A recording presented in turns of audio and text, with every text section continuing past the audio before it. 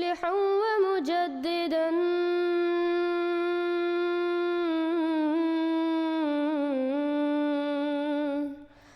فارنوا بنظر طاهر وجنان.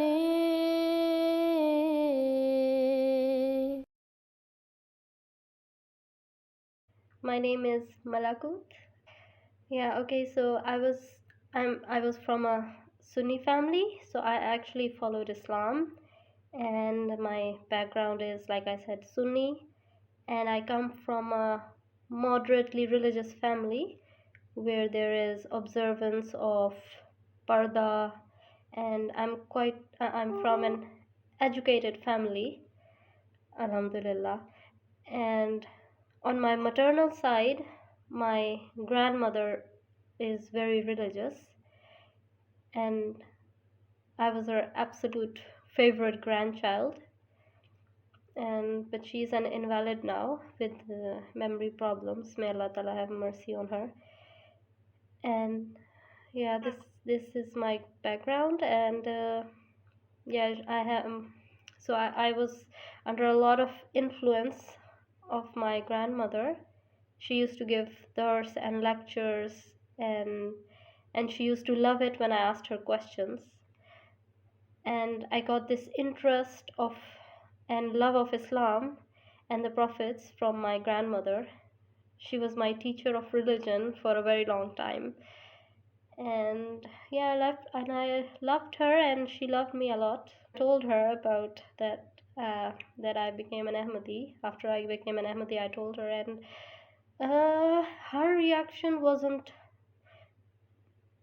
well, in front of me it wasn't that bad, but our relationship did suffer a lot because a lot of other people did tell her, there were many others, my cousins and relatives, and I don't know, it was jealousy or not, but they always told her, see, this is what your favorite grandchild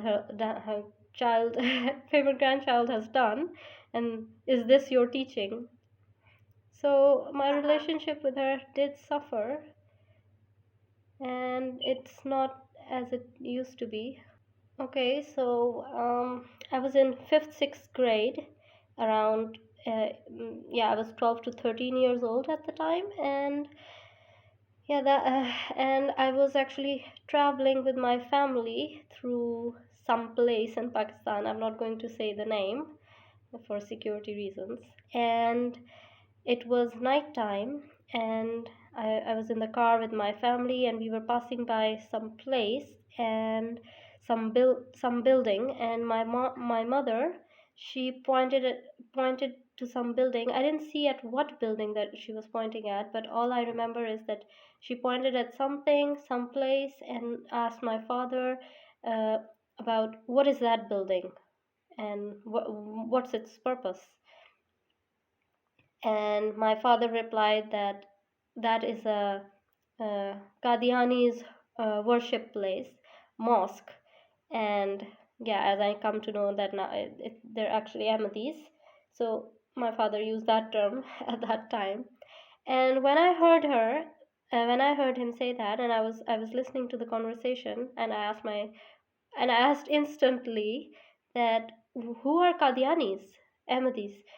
So my mother, she responded with, yeah, that they are people who claim that the Imam Mahdi has arrived, and that he came 100 years ago, and he has come and he has passed away now. So you see, because of my grandmother, also my mother, I knew about the coming of the Messiah and the coming of Imam Mahdi. So I knew about all those, let's say, key issues and main issues in Islam and the prophecies. So when I heard this answer of my mother, I asked her instantly, and I asked her that, okay, but after thinking about it, I asked her, but I thought that, yeah, my my question was that I know that we are right, and they are wrong. By they I mean Qadianis, Ahmadis. But what logic do we give them that they are wrong and we are right? And my mother replied that, God knows best. And then she told me that, my best friend, Saliha, the one you call Saliha Khala, she's also an Ahmadi. So when she told me that, I was so shocked at that time, and I said, "What? Saliha Khala? The Saliha Khala that we all know of? She is an Ahmadi? How is that possible? Did you never tell her anything?" So yeah, so that maybe it was that shock, or it was that, I don't know, this whole incident, it just stuck in my brain, and I never forgot about it. So in the back of my mind, it was always preserved. So yeah, so time passed, and yeah, I was in high school, and many years had passed after this incident, and I was in, yeah, like I said, college, high school, and I remember I hadn't gone to school. I hadn't gone to college that day, and I was at home, and there was this program on the television that my mother was watching, and I went into the living room, and it was in the morning, and I went and sat there, and I also watched what was on the TV, and there was this caller, and on the TV, and he was explaining about, the topic was the Qiyamah, the Judgment Day, and the signs of the Judgment Day. And that man was explaining that people are so, they point at other people and their mistakes, and they always say, this is the sign of the hour, someone is behaving this way, or the non-Muslims are doing this and that, and these are the signs of the Qiyamah, and they are going to be punished. But that scholar, he said that what people don't realize is that they don't look at themselves, look at the state of the Muslims. If just just in Pakistan alone, which is a majority Muslim country, look at if you there's a, he said that there's a survey, and that had come up, and it was about, how many Muslims offer prayers, and he said that in a Muslim majority country, 60 to 70% don't even offer their prayers. So if this is not the sign of the, Judgment Day or Qiyamah, or this is, yeah, he said that if this is not a clear enough sign that we are going towards deterioration, the whole world, he said, I don't know what else is.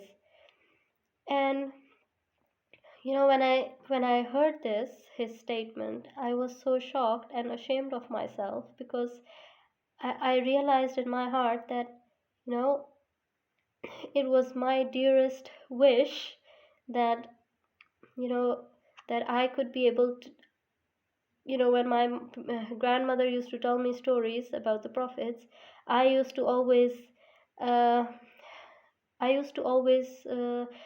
wish that I could have also met and been in the time of the prophets, and seen what prophets are like.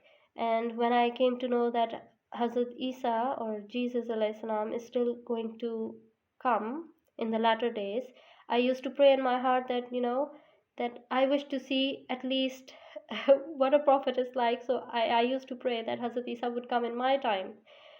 And but when I was listening to this program, I was ashamed of myself, because I was also among those 60 to 70% people Muslims who did not offer prayers. And at myself, I thought to myself that this is your state, and yet you wish to be among the party, or among those who want to see a prophet of God, and you want to follow that person. So how is it possible when my own state is like this? So after that, I reformed myself, and I used to I used to recite the Root Sharif a lot, and I started offering my prayers regularly. I've I would at least, where I wasn't praying, I was praying only once in a month, I started praying 3 to 4 I started offering prayers 3 to 4 times in a day, and I became more regular with time. And it so happened that maybe, I don't know, a few months had passed, and I like I said, I used to recite the Root Sharif and a lot, and I was also becoming more, you know, um, obs- um that I was offering prayers regularly. And that was the time that I had my first dream. And in that dream, I see that I'm in my home, and I see that it is the time of the Qiyamah, the judgment day, and it's doomsday actually. And people are, I see that there is fire everywhere in the world and in the street, and I see that I'm inside my house and outside the streets and in the country there is fire and earthquake, and the roads, they are cracked open, and there is, the poles and the lights, they have fallen, and the houses, they are destroyed, and people are just running and screaming everywhere, and they're saying, run, run, the judgment day is here. And but I see that my house is it's like a sort of a shelter place, and it's like a fortress that the the disaster, it's just outside, and it hasn't yet penetrated into our house. And I see that I'm standing with my parents, and my parents are very worried and anxious, and they are talking among themselves, and they have someone in their midst that they are trying to protect. And among themselves, they are talking that, we have to hide this person. If the people find out, they are going to kill this person, and we have to safely transport this person out of the house. So, and they're thinking that maybe the back door or what, they don't know what to do, but that's what they're discussing. And I see that my younger brother, he's just 5 or 6 years old, and he's standing there on the side. And when I look at him, his name is actually Albab. So when I look at him, he suddenly transforms, and in his place is a medium heighted man, and not very tall but not too short. And when I look up into his face, it's Nabi Kareem Sallallahu Alaihi Wasallam. And he is young and he's beautiful, and his face is like the moon. And he's smiling at me and with his teeth, and I'm looking at him, and he's looking at me as if I've done something amazing, and he's looking at me with happiness. And I remember his face being so bright, as if you are looking at the sun, and you just can't see, you cannot look at the sun, you get a blind spot. And then suddenly that scene changes, and I find myself in a cupboard, and I'm hiding inside my own cupboard in my room. And when I peek outside the room, outside that cupboard, I see that there's a doctor with his desk sitting in that room, and my parents, they are sitting across the doctor, and they are asking him something, and they are very worried and discussing something with him. And my parents ask this doctor, this person, that is it true what people are saying, that the judgment day is here? Is it true that it is the Qiyamah? And when I peek outside the cupboard to see who they are talking to, when I look at the doctor or this person, I exclaim in my heart that, oh, this is Hazrat Isa alayhi salam. And this Hazrat Isa alayhi salam, he responds to my parents, and he smiles, and he says that what people consider to be a doomsday, this is not a doomsday, but these are merely earthquakes. So this is not the Qiyamah yet, and this is just merely earthquakes. And that's when I wake up. So this dream had such an impact on me that it was not an ordinary dream. It was the feeling was so strong that that for 3 days I could not forget. Even whenever I would close my eyes, I would see the face of Nabi Karim Sallallahu Alaihi Wasallam in my in my mind, in my it was like I could not forget his face for 3 days. And I told my mother, my grandmother, that I had seen this dream, and they were of course very surprised, and of course they told me that it's a very blessed dream, but they did not know what it meant. Okay, so after this dream, and this dream had left a question mark in my head, and I knew that it meant something, only I didn't realize what at the time. And it was another question mark saved in my head. The first one was about the Imam Mahdi and his coming, about that incident that with about Ahmadiyat and what my mother had told me. And this was the second question mark that was in my head for a very long time. And of course with time, I they went at the back of my head and I didn't remember it much. But 2 years passed, and I shifted to Saudi Arabia with my family, and I performed Umrah, and then I came back for vacations to my grandmother. So that was the time when I had my second dream, and in that same house where I had the first dream, and I had the second dream, and I see that I'm in a green meadow with sloping fields, and I'm standing between those meadows, and I'm looking up at the sky. And when I look up at the sky, I see the sun and the moon side by side in my line of sight, and they're like only some feet apart from each other. And when I look at them, it's as if they are identical to each other. For example, both are the sun or both are the moon. They're exactly identical. But I know that it's one of them is the sun and the other one is the moon, and they're shining like they are twins. And when I look at it, I think to myself that, oh, how mighty and majestic is Allah Ta'ala, that He has combined both the sun and the moon at the same time for me to see, and how amazing it is that I'm able to witness this. And then I wake up, but that there was some powerful that dream was very impactful for me as well, because it was no ordinary dream. The majesty and the beauty that I had seen in that dream, it was no ordinary dream, and I knew that this meant something. And I also knew at the time that this was the second dream that I had that meant something, and I knew that it was related to the first dream, like episode 1 and episode 2, but I didn't know what it meant. Again, I told my mother and my grandmother what I had seen, and then they also told me again that it's a remarkable dream, but we don't know what it means. So, and yeah, so time again passed, and it was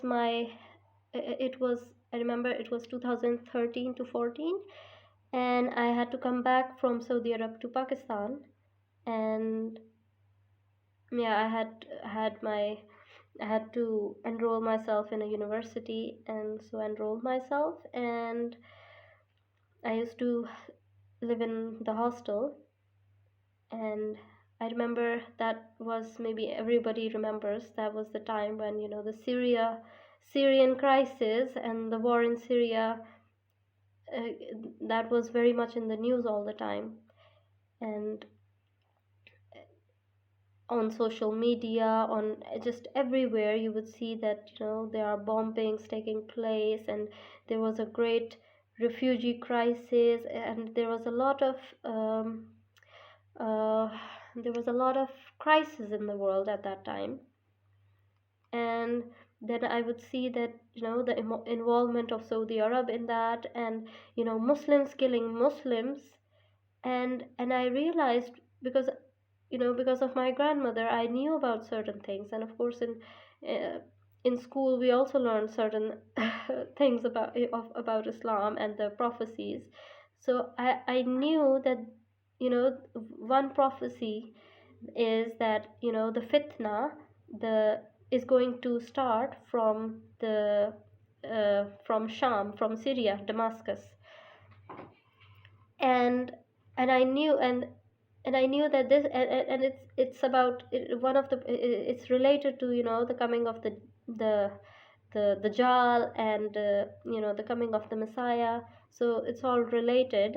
That's what I knew at the time. So I thought that, hey, now that this prophecy is coming true, then this means that now Imam Mahdi and Hazrat Isa are definitely going to come. So there's no way that the words of the prophecy can be wrong.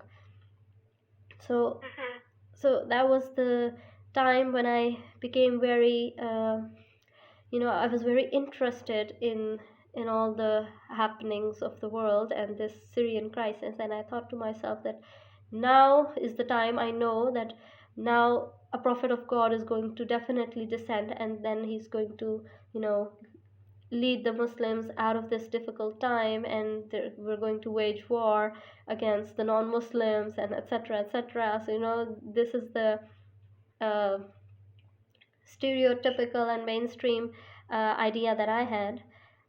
And so with this, and I knew when I was looking at the situation, I thought that, hey, this is leading towards World War III. And I would research a lot, and then I would, I was very much into, and I was following the news a lot. And then I had this certain idea, uh, and I also started praying in my heart. I would ask Allah Ta'ala that Allah Ta'ala, I know that the Prophet, Prophet Isa alayhi salam is going to descend, and I know that there must be a party of believers, of righteous people, who are going to be there. There has to be a group that is, preparing for the great war that is going to happen, and they must be secretly preparing, and I don't know where they are, but wherever they are, help me find them and reach them, so that I can also be a part of them and offer my services for the sake of Islam. And I knew that, at that time I had this idea that there's going to be a party and a great army of secretly working, and they're going to hand over the leadership to Hazrat Isa alayhi salam and Hazrat Imam Mahdi when they're going to come. So with this thought, I started praying that, Allah Ta'ala, I don't know who is this group or where they are, but I just know that they are there, and just help me to help me seek them out and make me join them. And so with this intention, I also started, no, what I did actually was, I thought that, the situation is, it's escalating, and this is going towards World War III. And I thought to myself that, I need to discuss this with someone who also thinks just like I am thinking. And with this intention, I thought that, okay, let's, I should actually maybe talk to different people on the internet and see maybe if they share these thoughts of mine, that this crisis is really, really going to, take us all into World War III. So with this intention, I made an account, and I joined a forum on the internet, and it's got, internet has millions of people on it, and and there's this one person, and first person that I came into contact with and fell into discussion with, and and I didn't know at that time, but anyway, so because it was an anonymous account, and nobody reveals their real identity, and it's just a discussion forum. So with this person, and I talked about, asked about World War III, and if it's true that, this situation is dire, and do you think that it's do you share my views and thoughts on this? And Later, while in the discussion, I found, he said that yes, it's true, and of course, I found out that he's actually a Muslim, and when I found that out, I said to him that, hey, don't you think that it's, the situation is so, isn't it upsetting that Muslims are killing Muslims? And I think it's my view that there should be no sects, and people should not, differentiate themselves from this group and that group, and they should just follow Islam, and they should not say that, we belong to this group and we are from this sect. And this person that I was talking to, he was not just he was not just I found out later he was not just an Ahmadi, but he was actually a Murabbi that I was talking to. And Oh God. yeah, and he said to me, I think he took this opportunity to do the bleak to me, and he said that if you're if by this you are trying to ask me, if you're trying to figure out what sect that I belong to, then I have no problem telling you, and I'm actually an Ahmadi, and in Pakistan we are considered as constitutionally non-Muslims. And then I told him that, hey, no, it's okay. I don't mind. I'm actually from a family who believe that, if you say you are a Muslim, then you are a Muslim. So nobody has the right to, uh, to, yeah, pronounce judgment on anyone. So, but when I realized, when he told me that he's an Ahmadi, so, and of course I didn't know that he was Murabbi, and I didn't even know that what Murabbi is at that time. So of course when we were discussing, I remembered my childhood question that I had asked my mother about, the what logic do we use that they are, wrong.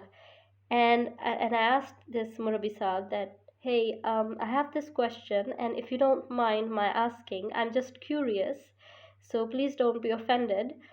So my question is that, I understand that you believe that Imam Mahdi has arrived and he passed away, but how do you justify that? Do you not believe that Hazrat Isa alayhi salam is going to come? Because Hazrat Isa and Hazrat Imam Mahdi alayhi salam, they're going to come at the same time.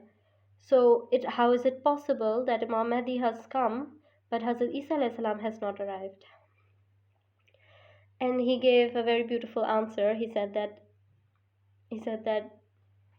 yeah, that Hazrat, it's actually metaphoric, that Hazrat, these are two titles of the same person, for the same person, and Imam Mahdi and Hazrat Isa are, the promised Messiah, and the Mahdi, they are actually two titles of the same person.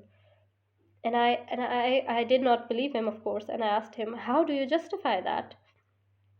Because in the Quran, Allah Ta'ala himself states that, Masih ibn Maryam is going to come, Isa ibn Maryam. And then he asked me that, okay, if I prove to you from the Holy Quran that Hazrat Isa alayhi salam has passed away, then will you agree to this, that it is metaphorical and not literal? And it was a challenge to me. And when he said that, I got fired up, and I said instantly that, of course, it doesn't matter what I believe in, it doesn't matter what I have been brought up to believe. If the Holy Quran says, and Allah Ta'ala has stated in it clearly that, Hazrat Isa alayhi salam has passed away, then who am I to disagree with that? So I'm going to believe whatever the Holy Quran says. It doesn't matter what I've been brought up to believe. And I asked him to, give me reference, and sure, I'll do my research. And then he, of course, sent me some links that I said, okay, I will study and do my research. But at that time, I wasn't very, into it. I thought, hey, okay, everybody has different opinions, different interpretations. So I'm going to look into it, but I wasn't very curious about it. So it was a new something that it was something that I thought I would study later. So I didn't immediately study it, but then when we were talking about this, I realized that hey, he has quite a bit of knowledge. He seems like a man of good religious knowledge, and so maybe I can ask him about my dreams that I've had. And then I asked him that, hey, do you believe in dreams, true dreams? And he said, of course. And so I told him that I have had certain dreams and I've never been able to understand them. And I always asked someone who I feel that he has religious sense or religious knowledge. So it would be interesting for me if you can try to interpret it. And he said, sure. And so I then told him about my dreams. And when I told him about the sun and the moon, and yes, I can imagine he was shocked. And he told me that, wow, mashallah. And then he told me that, do you know? And I asked him, well, how do you interpret this? And then he asked me that, do you know that there is a prophecy about the eclipse, that the sun and moon is going to be eclipsed um when Hazrat, one of the signs of the Imam Mahdi, it's going to be that the sign of the eclipses. And when he told me that, and that he told me that there's a hadith about it, and the second he told me that, I was, my interest was, and my curiosity, it sparked. And I was like, I thought to myself, finally, maybe, finally, I'm going to get an answer and some clue about my dream. Maybe it's wrong, but at least I'm getting somewhere. And I don't know when he's and when and yeah, he sent me the links, and that, of course, also he sent me the link for alislam.org, and that was it. That was the only thing he did, and then it was up to me. And then I went through the website alislam.org, and I did my research, and I went through that hadith that says that, where Hazrat Muhammad Sallallahu Alaihi Wasallam, he states that uh, for our Mahdi there is going to be a sign that God has never granted to any other prophet, and that is going to be a heavenly sign, and that would be that in the month of Ramadan, uh, there's going to be the lunar and solar eclipse one by one, and with actual dates. The dates are also stated, that on what night, or at one of at on what night, or yeah, on which days it's going to occur.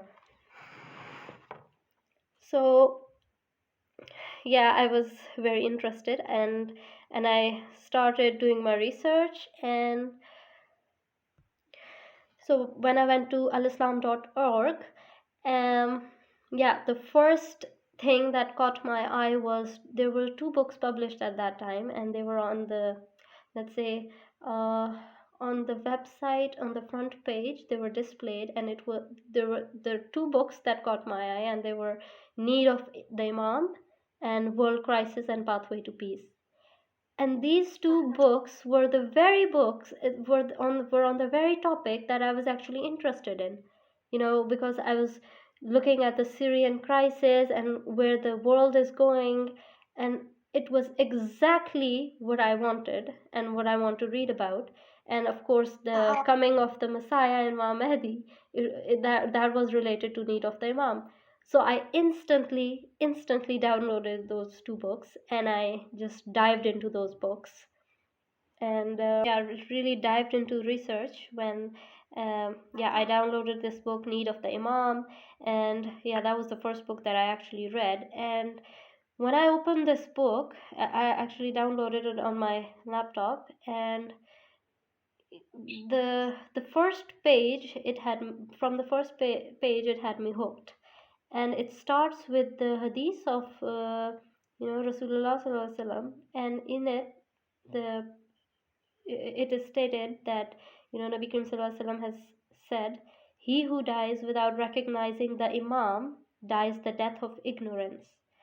and this one is recorded in Tirmizi and uh, uh, yeah, in different ahadith book. And yeah, but I already knew about this one before I had done my research, and I had already heard about this hadith, so I knew that I was on the right track. So it was like reaffirming the things I knew. So so on. I went on to read this book, and it was an eye opener for me, and it was quite an interesting book. But what actually shook me up in this book was actually at the end of the book. Uh, in this book, Hazrat Masih Maud alayhi salam has actually inserted a letter that his companion has written to one of his friends, and it's yeah, the author of the letter is the Maulvi Abdul Karim Sahib Sialkoti, and it's his letter to a friend, and he's doing tabligh to that person. And uh, and what I never forgot about this letter is my favorite.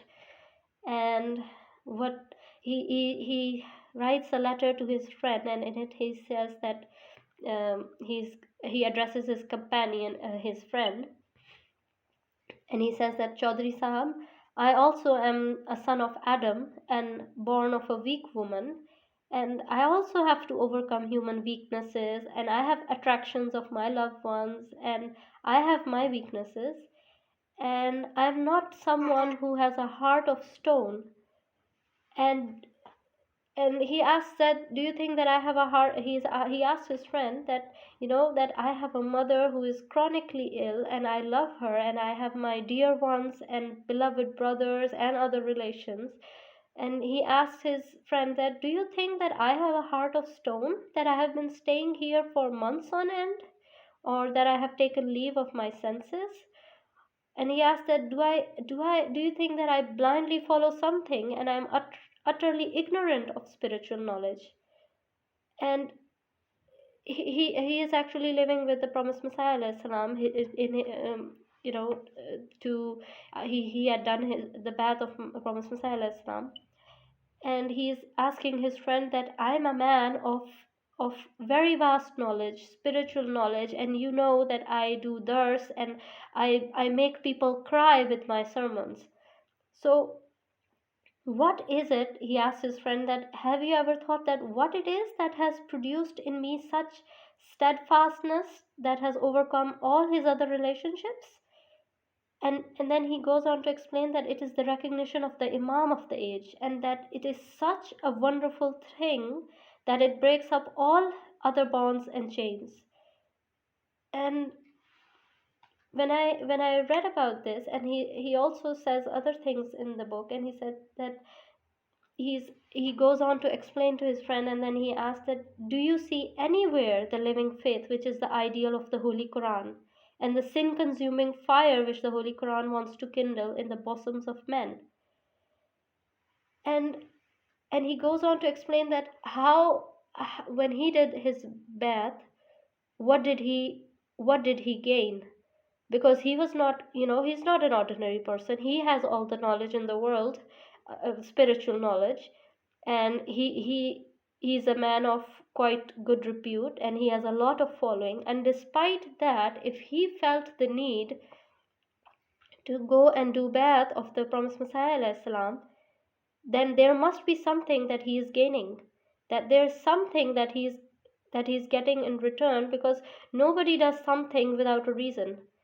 So what is it that he has gotten, that is so great, and that is so uh, that that is that something is so, that its value is so much that he is ready to sacrifice everything that he has, that no ordinary that people actually, these are the things he's not gaining worldly wealth, or he's sacrificing his relationship, he's letting go of every worldly thing that you can think of, and he's gone and done his bath, and he's living in a small room, and just so that he could be near this person, the promised Messiah alayhi salam. So he asks, and when I read this, all, and he's describing, and he says a lot of other things, but when I read this, it was like I woke up suddenly. It was something woke up inside me, and I felt that, this man, he's, this is something that needs to be investigated. This is no ordinary thing that he's saying, and it is very true that no man on earth is going to sacrifice something unless he's getting something in return which is far greater and superior. So from that, it sparked my interest, and I that this Maulvi Abdul Karim Saab's letter became my that spark that led me to research about Ahmadiyat. And so I went on alislam.org, and I would devour all the websites and all the links over there, and very soon I came to an understanding that there is actually only two main differences between what I believed in, or other mainstream Muslims believe in, and Ahmadiyat.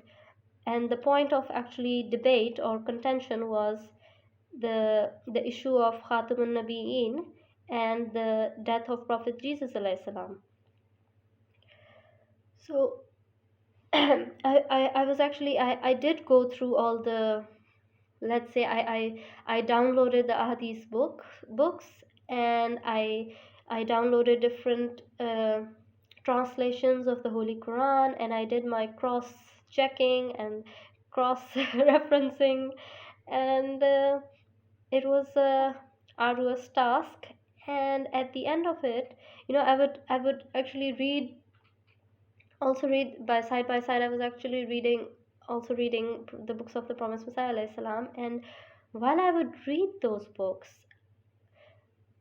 I remember thinking to myself that, what he's explaining, I believe in this, and I would believe, my heart testified to his writings and his explanations, and I would think in my heart that what is wrong with me, that, whatever he is saying, I'm my heart testifies to this. So maybe I'm actually an Ahmadi inside, and actually my whole family is Ahmadi, and maybe my parents haven't told me that we are actually Ahmadi. So because I was relating to it, and I understood, and I accepted it instantly, and I was thinking that maybe I'm an Ahmadi after all, because this is what I also believe in. So this is Islam. And but of course, when I came to the claim of the promised Messiah alayhi salam, that, that he says that I am the Masih, that promised Messiah that was going to descend, and who has been prophesied to come in the latter days, for me, that was a very scary point. And I thought to myself, how do I determine this claim? It's such a big claim, and at that time I was only 21 years old, and I thought that, and of course I came to know about the different, let's say, the fatwas of different scholars and different Muslims, and of all the religious clerics against this man, Mirza Ghulam Ahmad, and alayhi salam. And I knew that they said that, Nauzubillah, that he is God forbid, he's a liar, and he's a, whatever, what they say against him. And I just wondered, how should I figure out, how should I find that if he's right or not, and who do I ask? Because if I ask and go to a Sunni person, he's going to tell me their Sunni point of view. If I go to a Wahhabi or a Shia, they're going to tell me, everybody is going to tell their own narrative from their own ideology and beliefs. They're going to judge this person.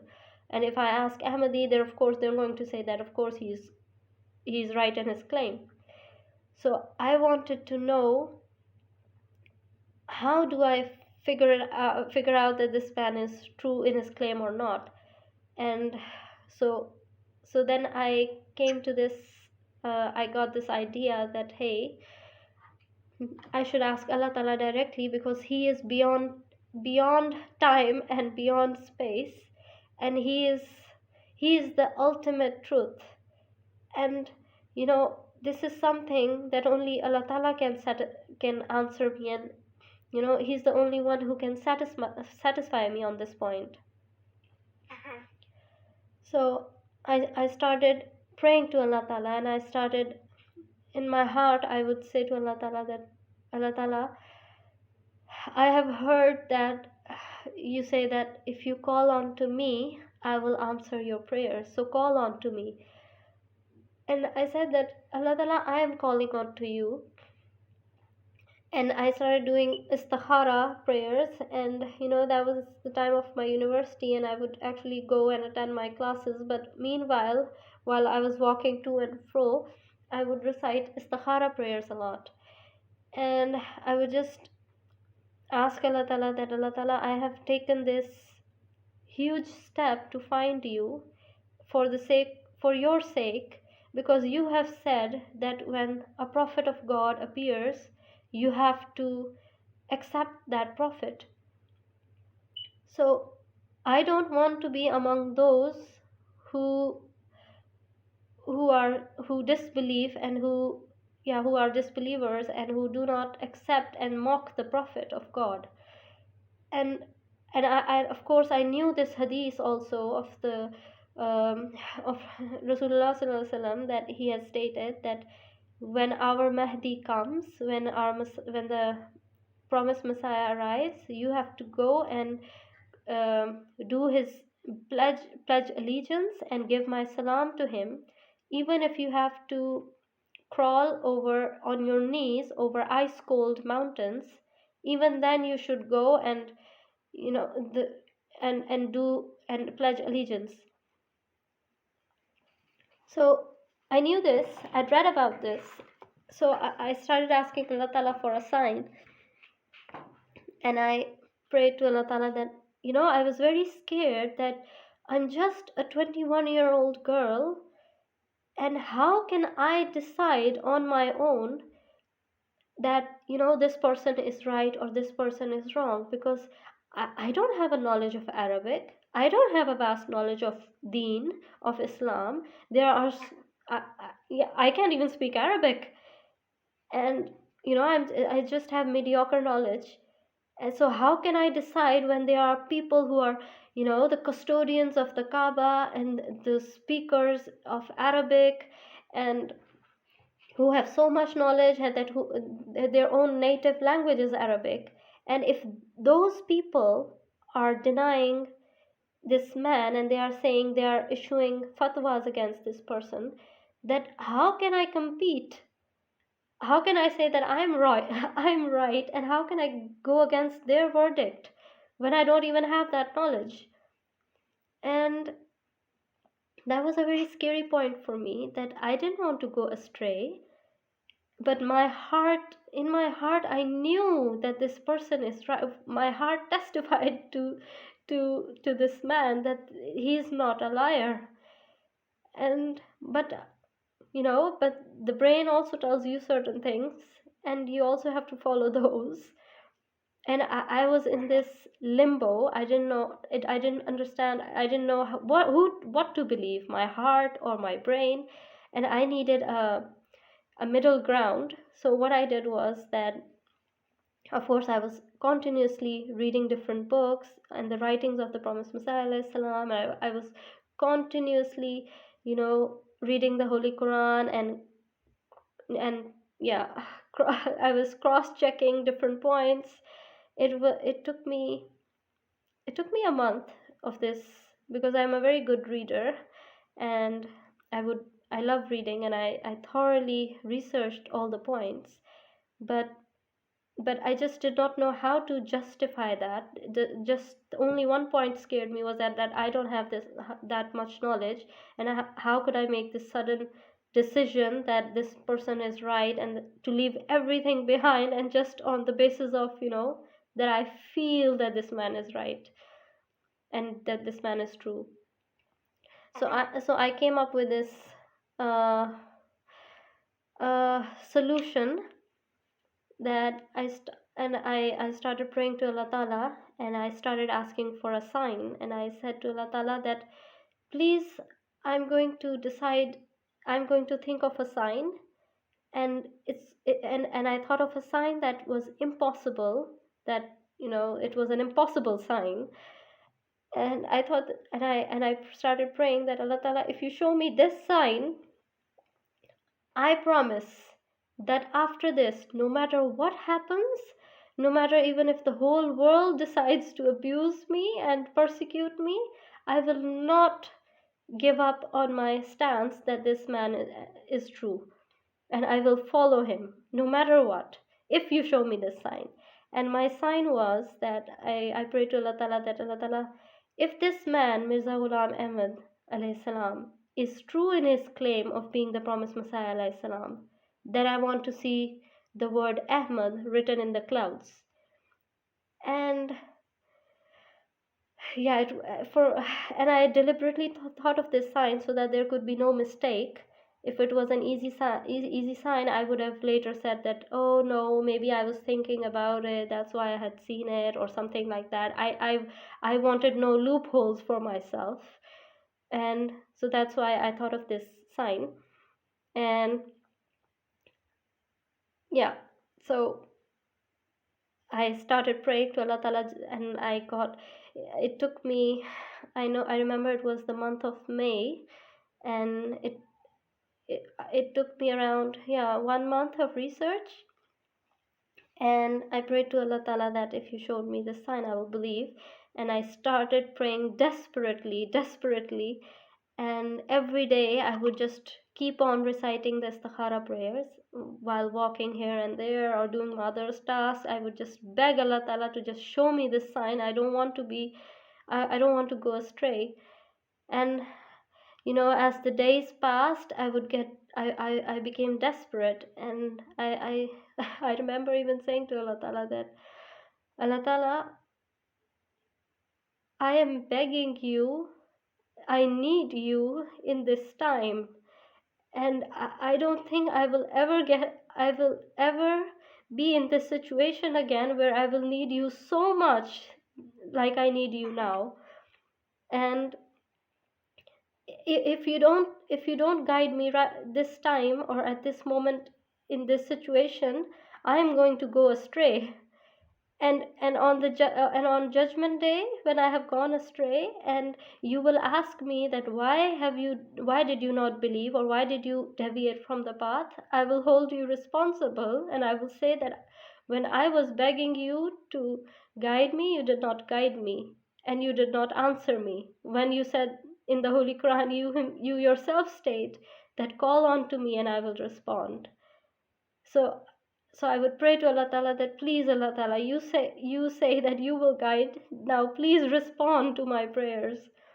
And so as 1 week passed while I was praying this, and then another almost 10 days passed, and I was very frustrated, and I was very afraid that maybe Allah Ta'ala is not showing me a sign because I'm on the wrong path after all. But somehow something inside me just kept pushing. It would not let me leave this research, and I would still constantly read and learn new things about Islam that I had, it became like I was rediscovering Islam. And I fell in love with Islam after reading the writings of the promised Messiah alayhi salam.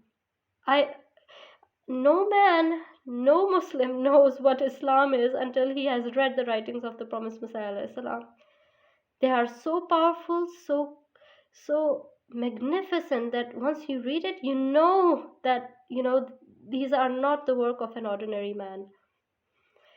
And so anyways, 10 days passed while I was praying, 12 days passed, and I thought that I thought one day, that okay, Allah Ta'ala, maybe just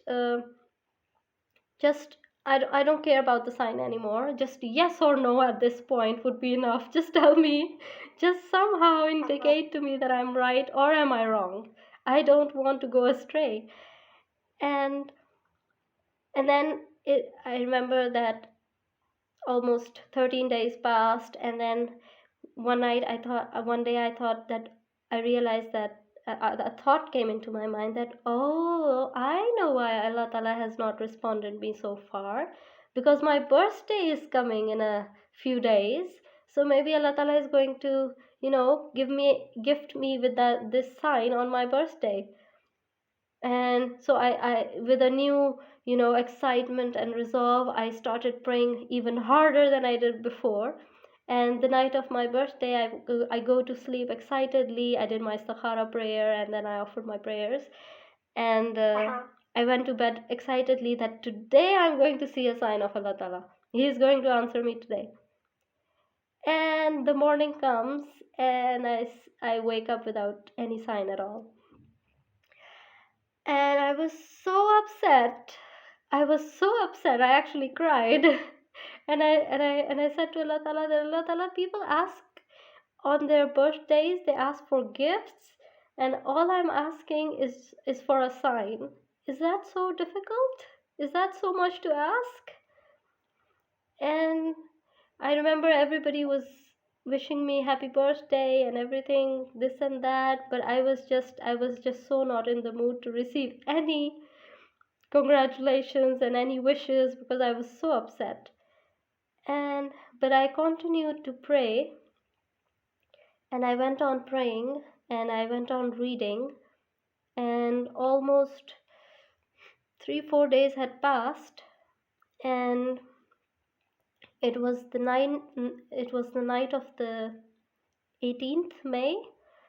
And actually I was alone in my room. My roommates had gone home, and it was around midnight, and I was reading something on my laptop, and it was a book of the Promised Messiah Islam. I don't exactly remember, maybe it was Brahine Ahmadiyya that I was reading, but anyway, it was a book that I was reading of the Promised Messiah Islam, and it wasn't something that was very it was some maybe principle or something that I was reading. Out of the blue, something strange started happening to me. I underwent a very strange experience. While I was reading, suddenly I felt like somebody had lighted a candle, struck a match, let's say, and lighted a candle in my heart. And that warm glow, I could actually feel it spreading from my heart to all of my body parts. And I could feel this warm glow traveling towards my fingertips, and I started shaking, and my heart filled with so much happiness. It just felt as if my heart had become bigger and filled with so much happiness. I didn't understand what was happening, and I started shaking, and I started smiling like crazy, and then it suddenly clicked, and it was as if someone had sent a message in my head, and that you have got an appointment with Allah Ta'ala today, so it's your turn. And I just quickly closed my laptop, ran and did my wudu and my ablution, and offered 2 nawafil prayers, and quickly went to bed and slept, and with excitement that today it is my turn, that Allah Ta'ala is going to answer me, and it's my appointment day. So as I slept, it was maybe in the morning, I see myself that I've woken up, and it's actually I'm in my dream, and in my dream I see that I've woken up, and I'm on my bed, and I look out of the window. It's just right next to my bed, and I look out the window sadly, and I say, and in that dream I feel that, when I look out the window, there's this wall next to it, and I feel that there's Allah Ta'ala behind that wall. So in that, I could feel his presence over there, and I say to Allah Ta'ala, and while looking outside the window, I say to him that, today I have woken up again, and still you have not answered me, and I have still not seen my sign. And I get so upset and I'm so depressed. And while in my dream, and while I'm looking out the window, in the distance, I see very white, fluffy clouds. But when I try to see if there's anything, any sign that I see there, there's nothing. And yeah, I'm very close to tears, and I'm talking to Allah Ta'ala that Allah Ta'ala, I still haven't seen anything. Do you not love me?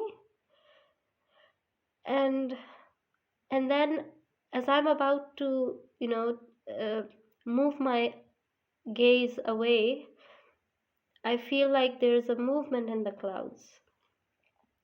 And when I focus on it, I see that there's a script that is appearing in the clouds, and there's a writing that forms, and in Arabic I see the word Muhammad written in the center of the clouds, and it's very visible. And when I look at it, I smile a little, and I say to Allah Ta'ala that yes, looking at Muhammad is, seeing Muhammad as a sign is a very good, but this is still not the answer to my prayers. This is not what I had asked for. And with sadness, I'm just about to turn away, and I've turned my gaze away, and I'm about to, even go back inside my room, when I feel like Allah Ta'ala says into my heart that, okay, now look. And when I look back again at the clouds, that script starts changing. And in its place, the word Ahmad starts appearing in Arabic.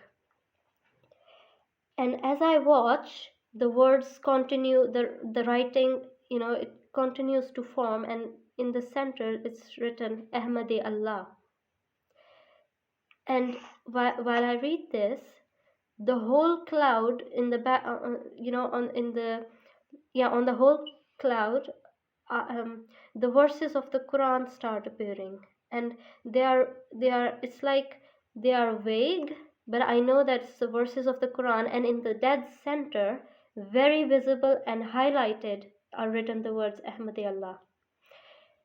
And when I see this, I become so happy and so joyful that I get tears in my eyes, and I start laughing, and I say that I'm an Ahmadi. And with these words, I wake up, and when I open my eyes, I have actually tears in my eyes, and I'm laughing, and I'm saying that I'm an Ahmadi. And the emotion and the impact and that dream was so strong. I thought that I'd actually seen it in reality. And I suddenly got up out of the bed and parted the curtains, and looked outside. But it was a summer morning, not a hint of a cloud, just, hot sun. And it was very hot outside, and not a single cloud. And so it was 19th May 2016 when I became, as I like to say it, that I woke up into Ahmadiyat. And after this, for me, it was very simple.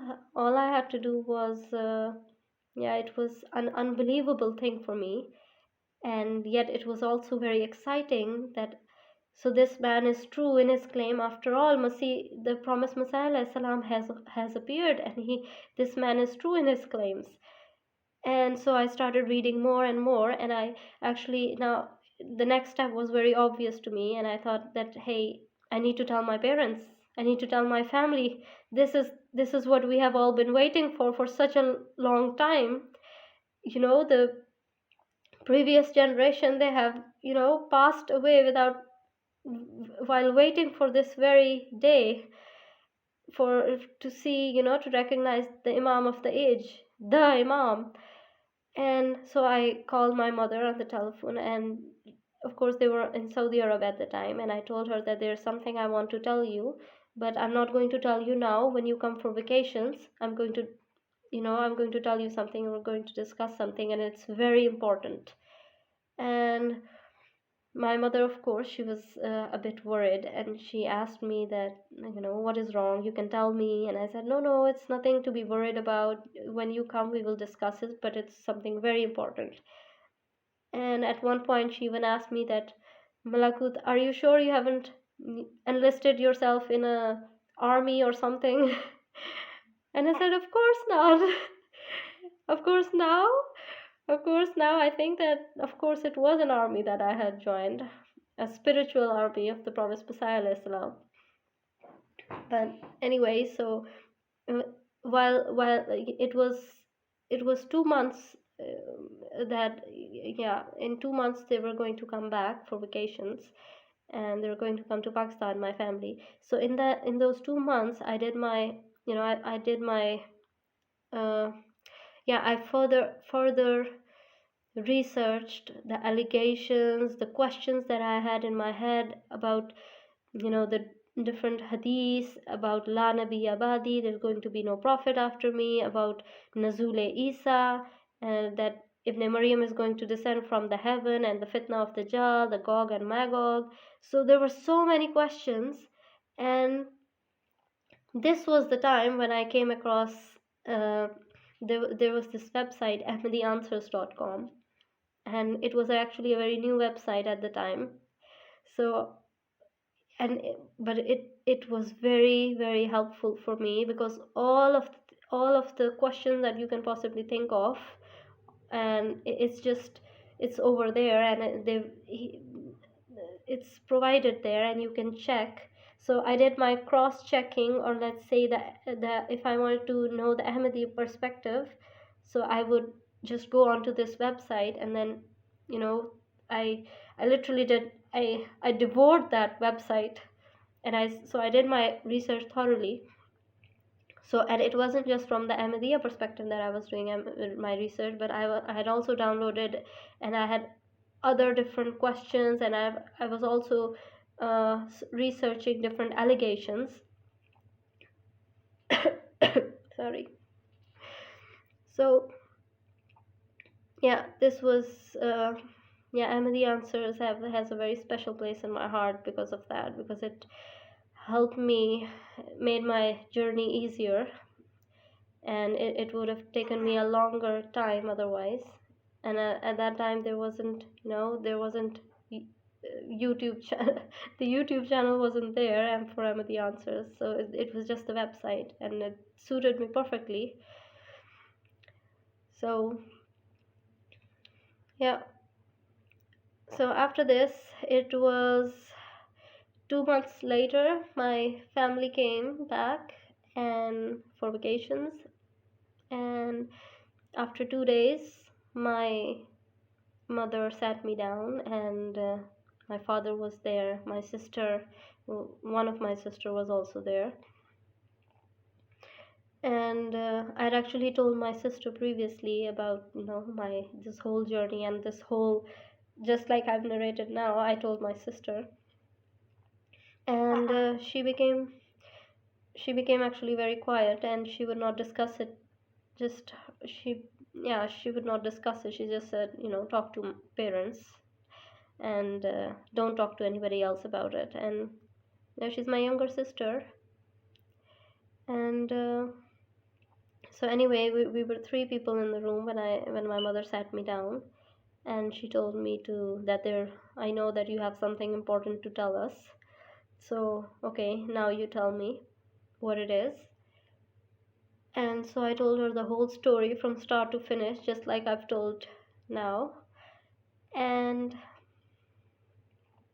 when I finished, and when I told them that I'm an Ahmadi, yeah, there was dead silence for a few moments, and let's just say it was like a volcanic eruption after that.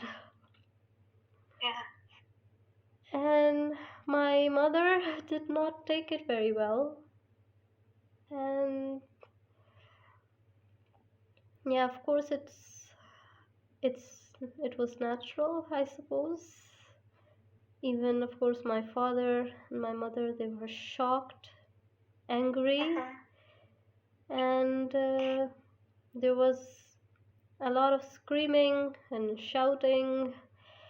And for the next 3-4 days or 1 week, I remember just, trying to explain, read this, read that, look, I have done my research.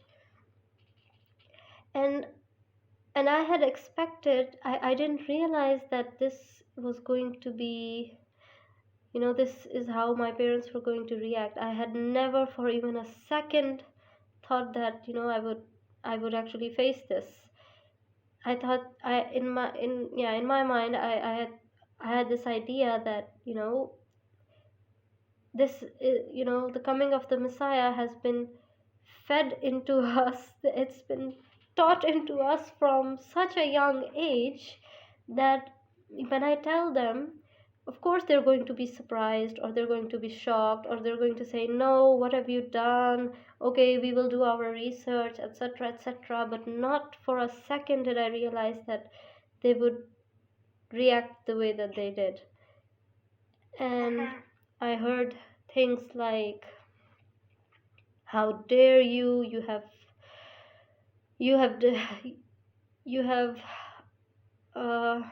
destroyed any trust that we had in you. You are a disgrace, and you have disgraced us all, and you have lost your faith, you have gone astray. We sent you to study, and this is what you do. How dare you do this? How dare you defy us? How dare you take this step? How dare you believe in this man?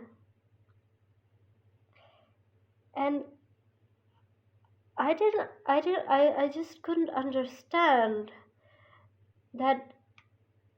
How do I mean, this is such a non-issue. I thought that, this is obvious, that if a prophet of God comes and he makes a claim, you at least do your research.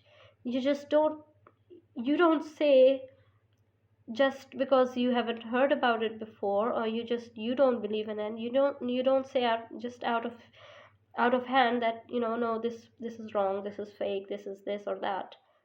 I thought they would do some research, but they did not. And there were always arguments in the house, and my phone, my tablet, or my laptop, it was taken away, and I underwent a lot of sanctions. And there just every day for those 2-3 months that they stayed, my parents, of course, they eventually had to go back. There was a lot of chaos in my house, and nobody just knew what to do.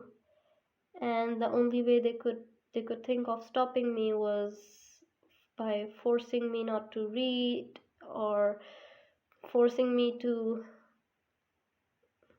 just give it up. And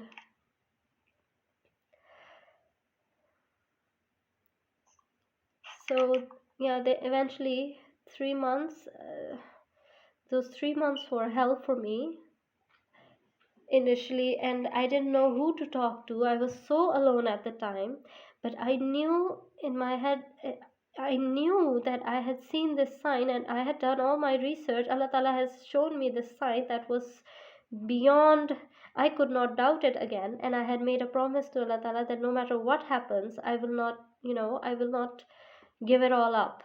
And after going through all that process I could not just give it up. I had no choice. But it was a very difficult choice that I had to make, that on one side there's God and there's Islam, and on the other there are your parents, and you have to choose between the two. Of course, theoretically it's very easy to say, of course, that you will choose God and what he says, But in actuality, it's extremely difficult to practically demonstrate what you believe in. And so at that time, I just did not know what to do, and there was just fights all the time at home, and I was going mad. I didn't, not a single day passed that, that a 2 3 hour long discussion did not take place, apart from you know apart from everybody saying something and making points and making a go at me. And my cousins and on my maternal side, my aunts and everybody, they found out, and everybody started just, it became a mission for everybody to, hey, let's convert her back, let's guide her to the right path back. And it was hell. And at this point, I wanted someone to just, talk to someone. I didn't know what to do. And then I realized that there is actually one person. I didn't know any Ahmadi at that time. And then I don't know how, but I realized that, hey, there is one person that I can talk to, and that is actually Saliha Khala, my mother's best friend. And I wanted someone, and I chose her because I needed someone who understood my mother and could understand, that person is going to be neutral and guide me, and still understand that what I'm doing is for the sake of Allah Ta'ala. And yet that person will also, tell me what I'm doing wrong and how do I deal with the situation. So someone neutral, but yeah, who could. So that's how I came to think of Saliha Khala, my mother's best friend. So I messaged her one day, and I just, out of the blue, I just message her and I say, hey Khala, do you remember me? And I had never actually, only once or twice in my childhood I had met her. So it's just her name was always, mentioned in the house. So that's how I knew her. So I message her and I say, hey Khala, do you remember me? I just, I have something really important to talk to you about, and please don't tell my mom that I contacted you. I will explain later. So she was busy at the time, so she said, okay, we will talk at this time. So then she messaged me later, and then she asked me what's wrong and how are you and everything. And then I told her everything, the whole story all over again. I texted her actually, and it was on the days that, it was on that day I had actually got my phone back, and I quickly used that opportunity and talked to her, and I messaged her, and I was actually did it secretly while everybody was, doing something else. So I quickly told her everything, the situation that was happening, how my parents were reacting, how I think I would go mad. I didn't know what to do. And my parents even said that, hey, you need, if you don't stop this, we're going to stop financing your studies. You're just going to, just sit at home, and we're going to marry you off to someone, and that is it. You're not allowed to, we're not going to allow you to get yourself into this and, make your own decisions like this, and God knows what else. So I told Khala, and she has been my support ever since. And she was the one who told me how to, because I was new, and I was also very passionate, and I was also very possessive about Ahmadiyat, and I would do certain things that now I think that, okay, I could have handled it better in a different way if I had done it. So there was no need to be aggressive, because, while I was doing my research, or when I would read and my parents would not let me do it, then I fired up, and I would of course fight back, and I would say things that, hey, you are not allowed, this is between me and God, etc., while I was right. But still, there is a way to handle things. So I wasn't handling it well. So that is where Khala came in, and then she would tell me that no, you need to be soft. You're an Ahmadi now. You have to practice what you teach, preach, and believe. And so yes, uh, so my parents went back finally after 3 months to Saudi Arab, and it was in 2017 that they actually came back and shifted back permanently. And because they said that our children are going astray from the right path, so we need to be uh, we need to supervise them. And so they came back, they shifted back, and I was in the house, and 6 long years. I stayed with my parents for 6 years, and those 6 years I went through a very long, difficult time.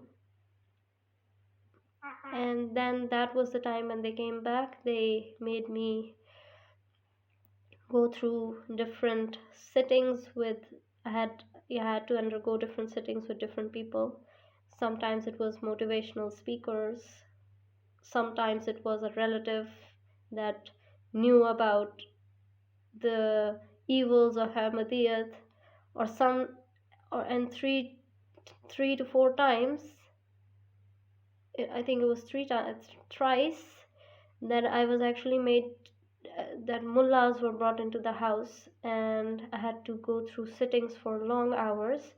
The first time they came, they were the Khatme Nabuwat mullahs, and I had to endure. They came at 5-6 o'clock in the evening, and they left at 1 o'clock at night.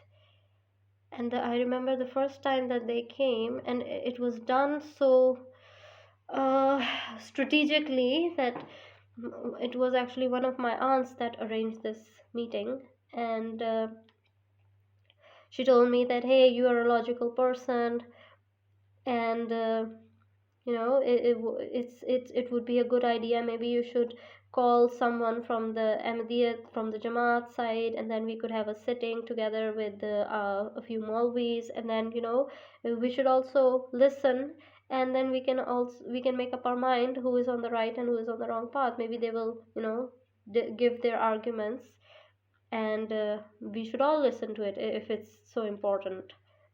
And when I said okay, I agreed to that. But at the time, I didn't have my telephone with me, so they had confiscated everything: my ID cards, my phone, my laptop, any book that I had, even things that I would write in my notebook, some notes that I was making for myself, even that was taken away. And I was told that, we are trying to break your addiction. And a lot of relatives got involved, and they did things that I didn't know at the time. And one of the thing, it's actually people from outside who were actually interfering more. And anyways, when these mullahs finally came, and I wasn't allowed to, from my side there was no one, so I was alone sitting in front of those wolves. And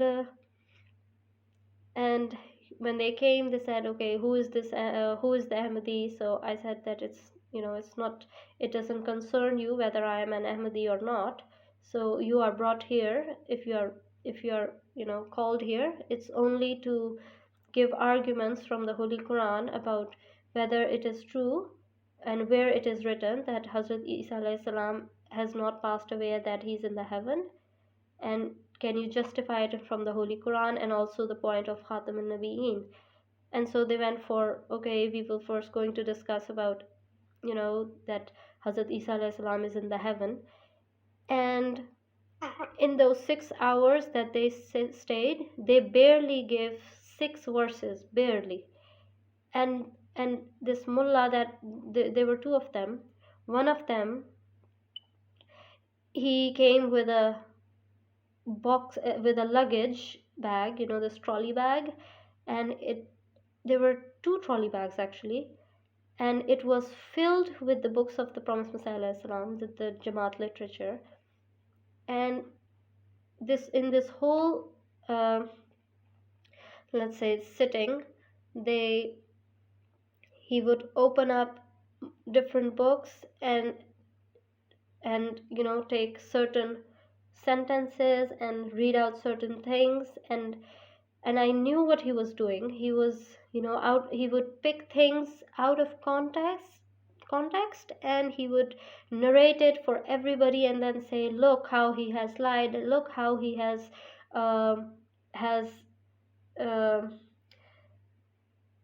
that Nauzubillah, that the Prophet ﷺ has raised allegations against the Prophet Muhammad ﷺ, or he has bad-mouthed the companions, or he has said harsh words towards the Hazrat Ali Razila Taranho, the the fourth Khalifa, and he said so many filthy and disgusting things that I did not know what to do. And I was, because I wasn't aware of everything at that time. I guess I was doing my research, but I wasn't aware of all the allegations at that time. And my whole family and relatives, they were there just sitting in that, our dining room, drawing room, and they were just there and sitting and listening to these mullahs. And they weren't that extreme before, but after these mullahs went, they all became very extreme, and this sudden hatred flared up inside every single one of them. And I remember they kept on telling me, is this what you believe in? Is the sort of person that you all say is a prophet of God? And they would repeatedly, one time this mullah, he was invited again, and he came with his wife and children, and then he stayed the night, and he would come again. He came 3 times, and I got so fed up that one time I just put my hands together in front of them and said that, please, what you are trying to accomplish is not going to happen. I'm not just going to, what you are pushing for, you are going to push me away even from God if you keep on doing this. So please leave me alone. And it was a very difficult time period. Then, and I was talking to Khala, and I would tell her things, and in between, my one of my aunts, she had my telephone and my records tapped into, and they were monitored, and who is she talking to, maybe she's being brainwashed, etc., etc. And I remember talking to Khala. I texted her once that I think I'm going to go mad. Every day there's a new episode, and every day I have to go through things, and it's psychological torture what they're making me go through, and I think that I will go mad. I think I need a psychiatrist after this. And I actually said it jokingly, but I didn't realize at the time that my devices were being monitored. So the very next day, my father, he drags me to a psychiatrist clinic, and I have to go and see and they told me that, we think you're going to go mad, and we know people that who study a lot in religion, etc., etc., they eventually go mad. And I had to listen to a lot of foolish things. And anyway, but I was dragged to the clinic, and when the psychiatrist finally called me in, and one good thing that he did was he asked my father to step outside. And that's when he asked me, okay, why are you here, and is something wrong? And I said, no, I've been forced to come. There's nothing wrong with me. And And he said, do you have anger issues? Do you have this or that? What's wrong? And I would just not respond. I was just so quiet and still. I would say, nothing's wrong. And then he probed a little bit, and then he asked me that, is everything all right at home? And that was the time that I started crying, and I cried so much. And I cried so long that I think he was shocked. And that was the first time that I realized that I was under so much stress for the past 2 years, that the things that I had been going through at home, the continuous threats, the continuous, if you have to listen every day that you are a bad person, that you are a disgrace, that we are ashamed of you, and things like that every single day, non-stop, I think anybody would go mad. And so that then I told the psychiatrist everything that was happening at home, and he told me that he understood the situation, thank God, and he said that this is not a psychiatric case, and that you are free to go. But I would say that what your parents or what your family is doing to you, this is a psychological abuse, and this should not be done, and this is wrong, and you are under stress, and you are getting depression. Of course I wasn't getting depression, but then he gave me some antidepressants, and he told me to, he said that I understand what you are going through, and just try. He told me that you should try. He told me that he also knew some Ahmadi colleague, so he knows the issue, and he said that you should at least try that, to not discuss Ahmadiyat at home.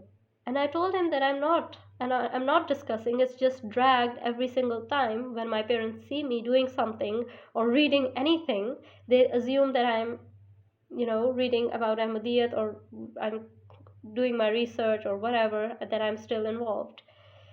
So it was a very difficult situation. But anyway, I went home, and he didn't charge anything, because he knew that it's that this situation doesn't call for a psychological treatment. So I was forced to go 3 times to visit him, and the third time it was just a waste of time. And so I told my family, my father, my parents, that I'm not going to go again. And of course my father got very angry with me, and he said that either you give up Ahmadiyat or you do as we say. And I said, or he said that you can leave our house. And when he gave me that ultimatum, I said, okay, I will leave the house. And then I just packed my bags, and actually my my parents dropped me at the hostel then, and I said that okay, I will not stay at home. And for the next 2-3 months I stayed in a hostel, and by this time I was writing letter to Hazur continuously in all this period of time.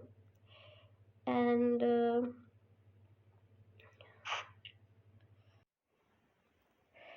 there were also times when I want to write letters to Hazur and send my letters, but I couldn't send it because I had no way of sending it, and I didn't have my laptop or my phone with me, and they were on and off being confiscated. So at times like those, I would just write to Hazur in my notebook, thinking that somehow it would just reach him, and I just poured my heart out in those letters and in those notes. And there was a time when I started reading these Abid Khan Sahab's diaries, I came across that, and when I read about how people would meet Hazur, and how, what was their reaction, and how was their experience, and how was their pledge when they did their bath. Something sparked inside of me. That was, while it was reading those, while I read those diaries, it was the first time that I had um, this feeling that I had to do bath. At first, actually, I had thought that I had done my bath, because the day I became an Ahmadi, that meant I am an Ahmadi. So what's the need of bath? But then I realized that no, I have to do this fully, and so I just contacted the Jamaat, and in Pakistan, it's not allowed for a especially for a young girl or a female who that that they cannot take their bath, because there are, yeah, complicated situation and a problem, and they're the guardians of women. They can file charges, and they can say that they can raise certain allegations, and it would cause problems for the Jamaat. So I had contacted the Jamaat, and I would repeatedly go and tell them to please take my bath, but they would refuse every time and say that the time, it's not easy, and it's not permissible, that unless your father signs, and that form, that you do it by yourself, that you are willingly doing it, so you cannot do it otherwise. You cannot sign the bath form. And of course my parents would not hear of it. They would not let me. If there was a way that they can stop me, then they were going to employ that tactic. So, but something inside of me, it was suffocating me, that I just had to do my bath. It was just pushing me to do it. And I just and I remained in that situation for 2-3 years, and sometimes I just couldn't breathe, and it felt as if there was a weight on my chest, on my shoulders, and it was going to suffocate me. And it was during this time when it became so unbearable, and I started praying for it, that one time I saw Hazrat Khalifa Rabi Rahimahullah in my dream, and I'm talking to him on the phone, and I say to Huzur, Huzur, please take my bath. Nobody is taking my bath. And then Huzur says that, okay, send me your details. I will ask the Jamaat to contact you. And he told me to strengthen my bond with Allah Ta'ala, to work on that. And I suddenly, I woke up after that, and I have there was this lady that I had come into contact with, an Ahmadi lady, and from her I learned the Holy Quran, and the translation and the commentary. And when I told her that this is how I'd seen the dream, she told me to instantly go to the Jamaat and just write this letter and send it to Huzur. And I did just that, and then I was told a month or two later that instructions from Huzur had come, that although that I could not do my bath because of the situation, but that I was to be counted as an Ahmadi, and that I am an Ahmadi, and to invite her to all programs and to count her as an Ahmadi. So it's just the paperwork that is missing, but it's okay. And when I learned that about this special permission that Huzur had granted for me, I felt like a weight had lifted from my shoulders. And yeah, anyway, so I learned through this, and through many other, I saw great many blessings, and the miraculous acceptance of prayers that I have experienced in Ahmadiyat. And any problem that I ever had, I would just write to Hazur, and it would just simply, that problem would go away. Or if I wanted something, it would just appear and materialize.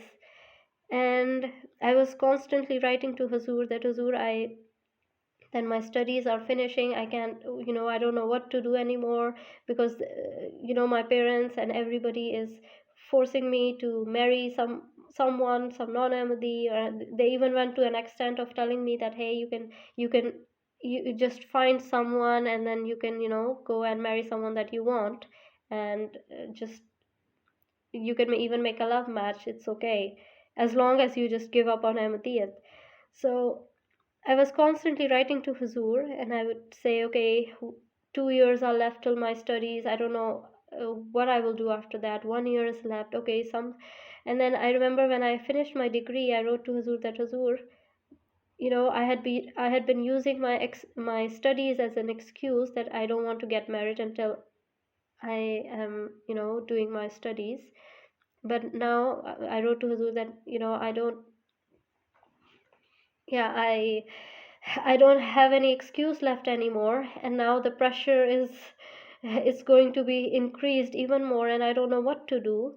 And it was actually 2020, and it was COVID days, and even if I tried, I could not go outside the country because of the strict border laws due to COVID. And even if I tried, I had only three options: either I just go out of the country, or get a job and become independent, or marry someone. And I wrote to Huzur my problem, that, Huzur, I don't know what to do, and I don't even know any Ahmadis, so how is it going to happen? And I wrote to Huzur about my problem. And when I wrote to him, 10 days later, literally it was 10 days later, that I got sent a rishta proposal from the Jamaat. And yeah, and it's a long story, but long story short, yeah, my parents, it so happened that circumstances became in such a way that my parents allowed it, while as they weren't allowing it in the first place before. Only 1 year back they said no. But yeah, the circumstances shaped themselves in such a way that I got married, and through the Jamaat, and I married an Ahmadi. I came into an Ahmadi family, and I moved abroad. And only 3 weeks ago, I had my first Malakoot with Huzur, Alhamdulillah. And I just can't believe that the person that I had been writing to for such a long time, for so many years, that I have been finally able to meet that person. And all my prayers, Allah Ta'ala has granted them. And not once have I ever regretted becoming an Ahmadi. I have found God on this journey. I have found that I have grown closer to God because of accepting the Imam of the age. And at the end, I would just like for everyone to pray for my parents and my family, and all those people who are the seekers of truth, and who have sincerity and love in their heart for God and for humanity, that they would be able to accept the truth, and that they would be able to accept the promised Messiah. At least they would do their research, because this is not a small claim. And I would like to end it by saying that, let go of the fear of the world, and be prepared to lose everything for the sake of God, so that you may be given everything. Jazakallah.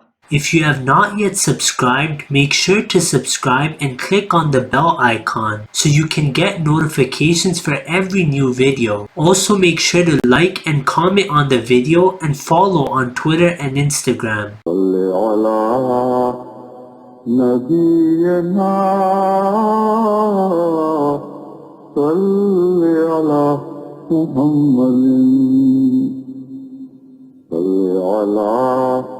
سفينا